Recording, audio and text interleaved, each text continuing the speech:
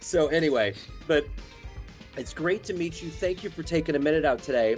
And I want to begin our conversation with what we just lived through, the heavy, the 3.5 years or so of the pandemic. How did you get through it, and how did it subsequently change you? Yeah, so as far as our business, we thrived in that environment, right? It was a really fortunate situation for us, where as we were looking at capital allocation coming out of 19 and into 20, we made a strategic decision in January to buy really deep in every raw material for our business. And so we have we have a global supply chain at Mint 45. Products are coming in from all over the globe.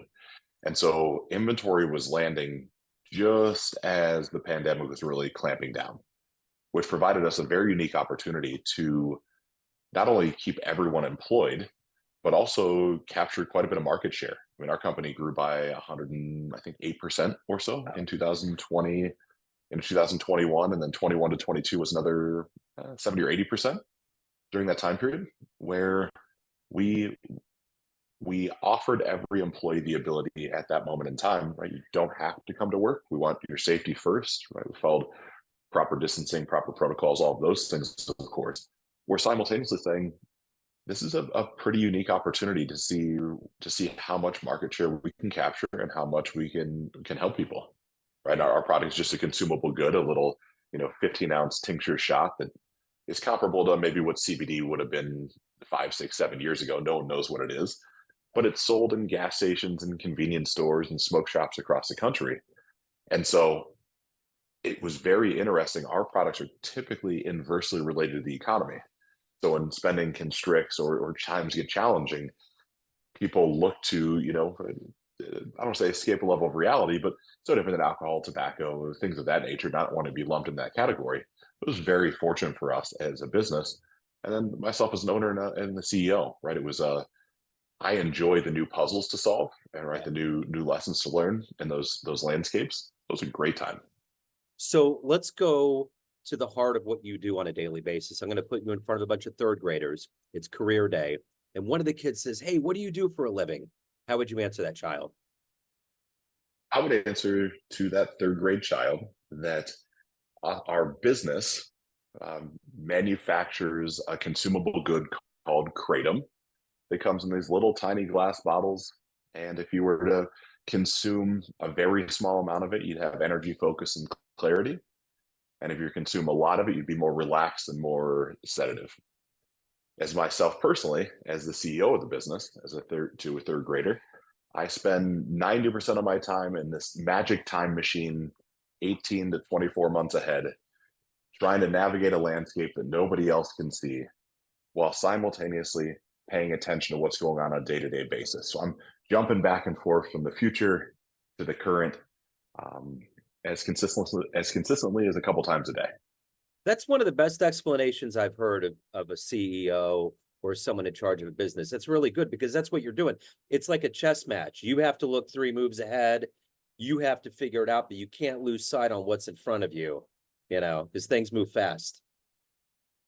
Well, they do, Joe. And what becomes to me fascinating is there's an incredible book if you're a CEO or an entrepreneur that's called Managing Corporate Life Cycles, and it really gets into the growth evolution and the growth curve of most businesses. Right? You think of it like the evolution of us as human beings. Right? Your infant, toddler, adolescent, teenager, and every one of these stages of a business, you have different functions. You have different things you're worried about and focused on. And so we've just happened to have grown to the maturity, right, with an established C-suite and good cash flow, tons of revenue coming in, lots of rapid growth, that it makes sense for the CEO, which just happens to be the chair I get to occupy, to stop paying 90% of the attention to putting out fires on a daily basis and start to pay 90% of the attention to looking forward, which is one of the key indicators of stepping into more of a prime type of business, according to this book. And I don't know that we're quite there yet, but I think as I've had, conversations with different business owners, even in my sector, and their backs against the wall, they're fighting fires all the time. And it's, well, yeah, if you're at a certain revenue position or a certain, I'll say time in business, it makes sense to me. Your life is going to look a little different, no different than laughingly, I mean, horrible to say, but a Jeff Bezos versus us. I mean, his life is looking really different with the order of magnitude that he's dealing with. So But it's interesting you bring him up because there was a viral clip out there. He was on the Tonight Show, and they were talking to him. It was when the books were really the prime opera mundi for him, and he was talking about how they're basically even, and he's not making much money, and I think it was Leno, and he's just like, what are you talking about? And the crowd's laughing at him, but he had this vision. He had this idea of what he wanted to do, and eventually where he wanted to branch out. And that's the thing. It's like there's this it's just like with Warren Buffett. Like Warren Buffett really holds on to what he has. He doesn't parse it out that much. He goes to the same place every morning, same house, same Cadillac, and there's just this acumen where I think that's the key. What I've understood with interviewing a lot of executives is that there's this vision of the future that most people don't have. And when you I can would harness that, you're in good shape. I would agree. And Joe, I think in today's world that gets more and more challenging. I mean, I love the Warren Buffett play, or the Jeff Bezos play, or the Elon Musk play. But there's so much noise versus the right signal to Yeah. me, where especially during COVID and even before, money is flowing like water. You go out and raise VC cash. You think you're living high on the hog. It's a finite amount of time you're focused on versus the long game. And so you're making decisions to have this big payday of an IPO or a private equity exit. And I think you start to make very different decisions as that has been through, a handful of different exits before, and how we're looking at this business versus previous businesses. I think that's so much, it's been sensationalized, right? To do an IPO, to do a SPAC, to go out and seed round A, B, C. I mean, there's people F, D, H rounds. Like or we just come up with a good idea, you live into the future, you figure out a way to be cash flow positive, you own or finance it, you eventually have the right systems and process to get some bank debt if you need it, and you stay in control of your business, where it's the biggest cash producing asset I think any of us are ever going to have, right? The returns on just about every business outpace the S&P 500 or the markets in general, especially if it's an emerging market. And I think people are just looking for that big payday and don't really slow down to think about what happens 3, 4, 5 years from now. Can I hold on to that and have a different type of big payday? So what did you want to be in the third grade? What was your dream to grow up and become? Oh gosh, probably a football player. Oddly enough, I mean, I grew up outside of Buffalo, New York, a little town called East Aurora, and right, that was the thing back then, was really, I remember wanting to be a football player and then loving cars. Right, my some of those pivotal memories. I remember sitting on our front porch playing with Matchbox cars, and was just always fascinated with cars. And I don't know what that really was going to equate to. I do know post my studies in college, I ended up, of all things, running luxury car dealerships for a 5 to 6 year period. So I guess in some capacity, I fulfilled whatever that internal drive was. But I can't say I didn't. I came up, a Midwest upbringing. I was, middle class family.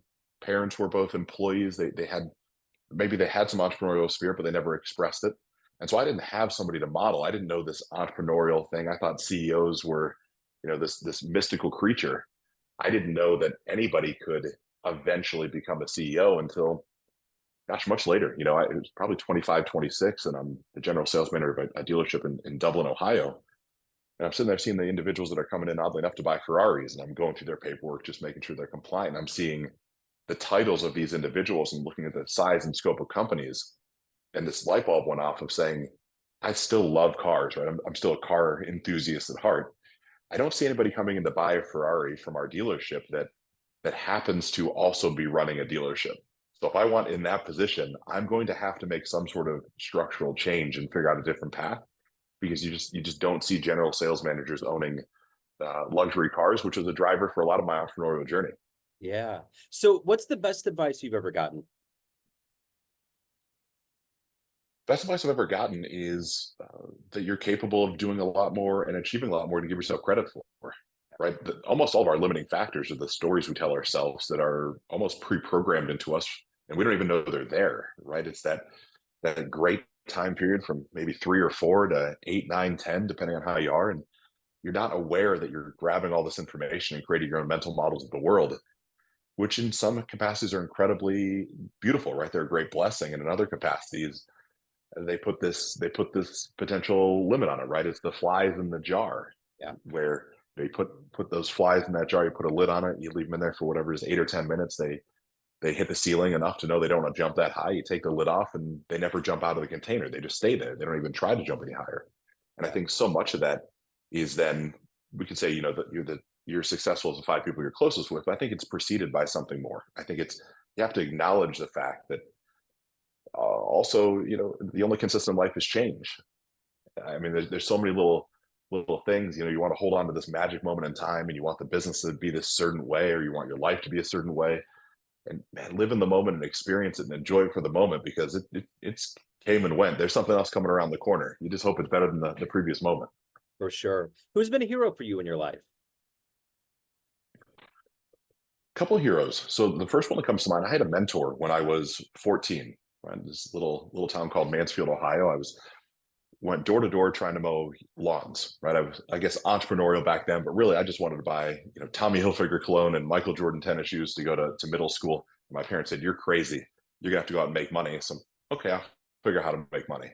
And that led to me actually starting to work for a gentleman lived just across the street from us. Had no idea anything about this individual, but he ended up owning a manufacturing representative company, which at the time I, of course, knew nothing about.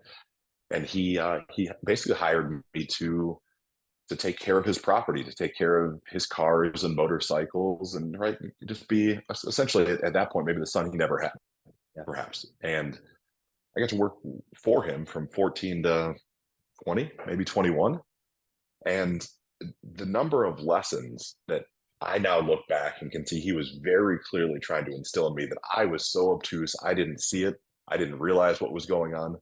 I mean, when Jack Welch's book Straight from the Gut came out, he had everybody in the office read it. He gave me a copy. I'm 16 at that point. I stash it in a drawer, and I don't pick it up until I'm 30. I'm like, this is profound. I missed out on 14 years of knowledge, and right, Six Sigma, and Jack bringing that into at least kind of not bringing it, but kind of bringing it over from overseas, and handing me Six Sigma books, and I was just pushing it all away like it didn't matter. And as I look back, I was incredibly fortunate for some of these lessons I'm able to draw from are really just repeating things that he shared to me that I recall from 14 to 20. Yeah, that's amazing. So let me ask you this. If you can meet anybody alive on the planet right now and spend some time with them, who would it be? I'd love to spend time with Elon Musk. Right, I've been fascinated by, oddly enough, not going to Mars and the travel, and not the innovation of necessarily Tesla and all they're doing for the world. For me, it's more of how he models the world, right? I look at the mental models. It's Charlie Munger, right? As we spoke about, Warren Buffett. I Yeah. mean, to me, so much of Charlie's brilliance was just understanding mental models and being able to apply them to almost every situation. And I think Elon has these fascinating mental models that are helping him see the world in this entirely different way than most people. And certainly, you know, I've listened to the books and read his books in every interview I can possibly find.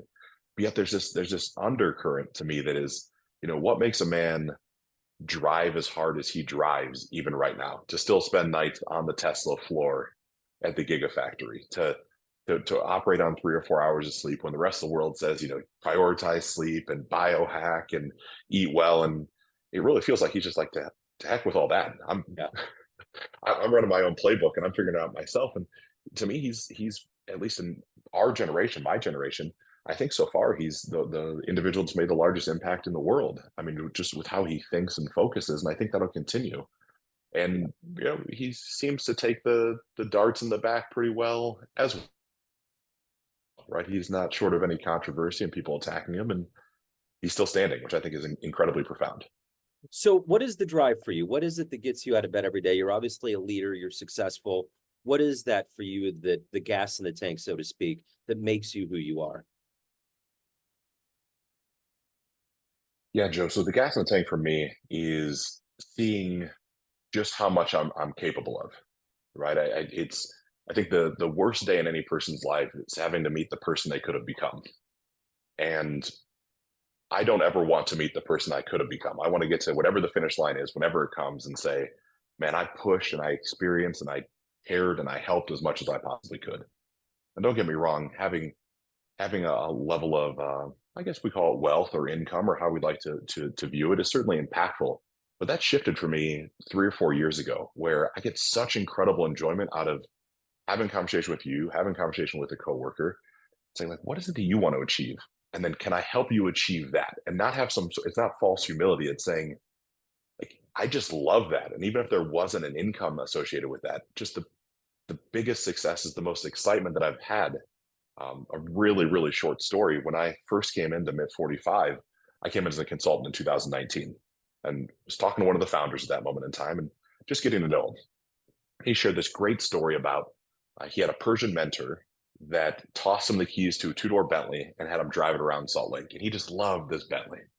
And this was, who knows, maybe 15, 20 years ago. I don't recall the timetable of when he worked with the mentor. And I said, well, why don't we just figure out a way to get you that car? And he laughed, right? Because the business is not necessarily as profitable as maybe it is now. He's saying, that'll never happen. I said, well, never's a really long time. What if we just made that happen? Yeah, okay, whatever. And we dismissed it. Well, you fast forward a handful of years, and because I used to run car dealerships, some of my closest friends still run and own dealerships across the country, especially in that realm. And so we're in Palm Beach, Florida on a Saturday morning, and he's taking delivery of a brand new Bentley that's exactly what he wants, exactly specced out to what he wants. And that coupled with sitting in front of our coworkers and offering them basically a change of control bonus, a profit interest, we can call it a stock option, however you want to look at it. Those are probably the two most pivotal days that I can recall in the past 15 years of my life. Wow. Is seeing and knowing that I'm helping change somebody else's life. I'm playing this little tiny role. I'm not doing it, but I get to play a role and be a participant and contributor is really what motivates me. I mean, it's really incredible. And by the nature of that, it shows what we're. Yeah, that's amazing. So of all the things that you've done and accomplished so far, what are you the proudest of? I'm the proudest of 9 years ago. I went out on a limb. I just sold a company and jumped into my first startup. I created my first startup. And Joe, it took me 18 months to be from my previous exit. Everything that I thought I knew in business from 29 to 30, almost 31, I probably knew, but was refusing to pay attention to. And so when I say broke, it's not, oh, too bad, I can't fly first class anymore. I can't eat a steak dinner. I mean, rental properties in foreclosure, car repossessed. I mean, negative net worth, like nothing left. And to be at that point at 31, let's say, to the point of having rebuilt my life, from being able to share that and not be embarrassed about it, to understand all the lessons that it was all my fault. It wasn't the economy. It wasn't employees. It was my fault. I didn't run the company the right way. I didn't pay attention to the right things. I'm most proud of being able to share those stories and know that in that moment in time, I think we all have a choice when we're faced with a little bit of a challenge. Is it going to define you or is it going to propel you? And I'm really fortunate to be able to look back, and it propelled me into new heights of learning more things and pushing harder and saying, man, I don't ever want to repeat that again. That's a really painful lesson, but I'm glad I got to learn it and can share the lessons from it. So at the end of the day, everyone has a perception of you, family, friends, employees, colleagues, but you run the show. What's your perception of you? Who do you think you are? I think I'm an incredibly caring, driven, motivated, intelligent person with a huge heart. Where right, I'm incredibly emotional, although I don't show it. Right, in those moments where there's that sense of gratitude. I mean, I walk around laughingly. People inside of our business or in my life call me a little bit of a robot. Right, my emotional variance for most time is maybe plus or minus 5%. The sky can be falling. Everything can feel like chaos. I'm walking through it with a smile. It doesn't really matter to me. And same thing, we can have the most incredible year, most incredible success, and I'm walking through it with the same smile, and it doesn't really mean much to me. But then there's these little moments in time where there's such an emotional outpouring in a positive way, right? It's tears, it's things like that. It's not rage and anger.